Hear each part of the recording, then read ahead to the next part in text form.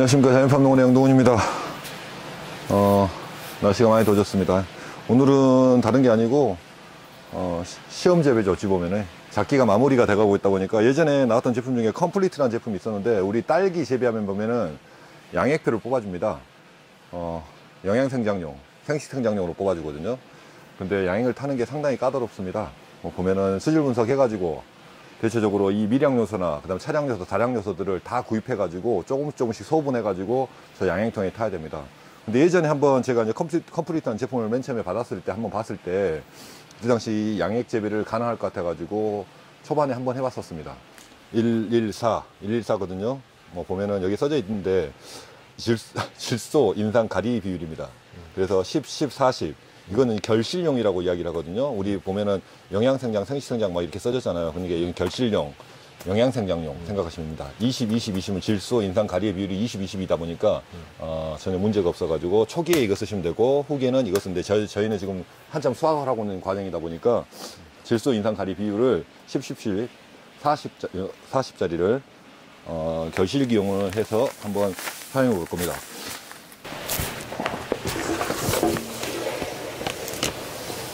주워줘야 되겠죠.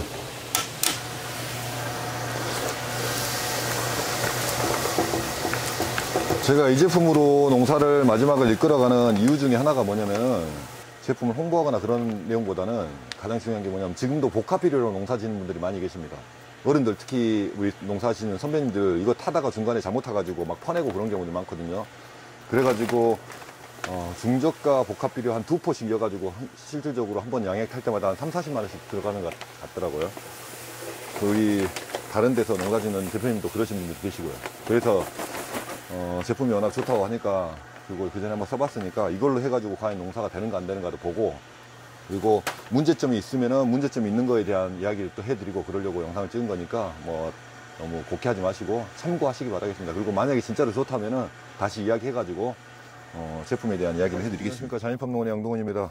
제가 항상 작기를 마무리하면서 이런저런 실험들을 많이 하고 응애약이나 기타 등등 새로운 제품도 나오면은 그 다음 작기에 이용하도록 실험을 하는데 올해 같은 경우는 컴플리트라고 예전에 상당히 좋은 비료가 있었거든요. 한 달 반 정도를 그 비료로 해가지고 농사를 지어봤습니다.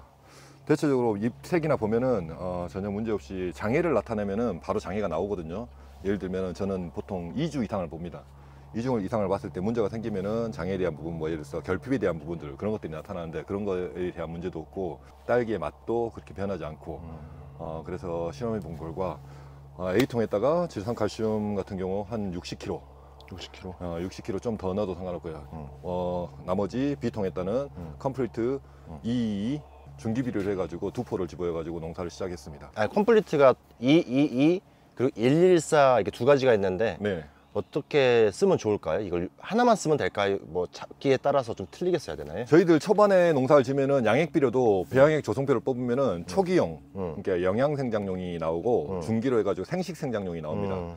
질소의 비중이 약간 늘어나거나 인산의 비중이 약간 늘어나는 걸로 만들어져 있는데 114 같은 경우는 가리의 비중이 좀 높다 보니까 114 같은 경우는 후반에 네, 후반부에 약간 쓰시는 게 좋고 아까 이야기했는데 제가 이제 처음에 잘못 찍었는데 이 같은 경우는 초기에 예.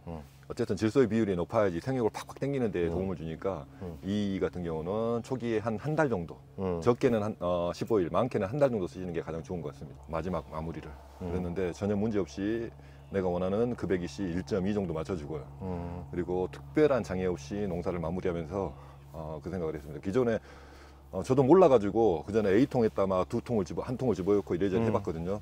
근데 워낙 순도가 높아가지고 염도가 없다 보니까 이씨가 안 뜨더라고요. 근데 A통에 질산칼슘을 넣어가지고 농사를 시작하니까 무난하게 됐으니까 그 부분 참고하셔가지고 제가 이제 왜 이런 부분에 대해서 실험을 하냐면은 개중에 농사를 짓는 분들 중에 양액 비료를 안 쓰고 복합 비료로만 사용한 분들이 있습니다.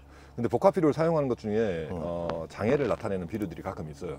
그래서 저는 그 전에 컴플리트를 보면서 이 순도가 워낙 높다 그러니까 이 비료로 하면 흡비력도 좋고 해가지고 문제가 없을 것 같아가지고 그 비료를 써봤거든요.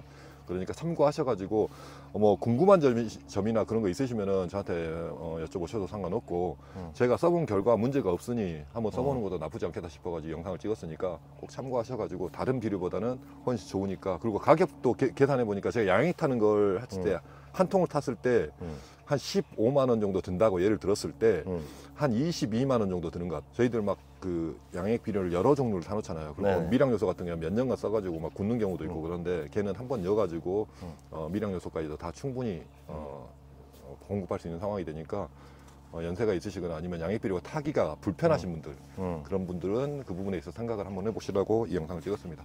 참고하시고요. 혹시라도 궁금한 점 있으시면 또 연락 주십시오. 그럼 제가 아는 부분에 있어서는 말씀드리겠습니다.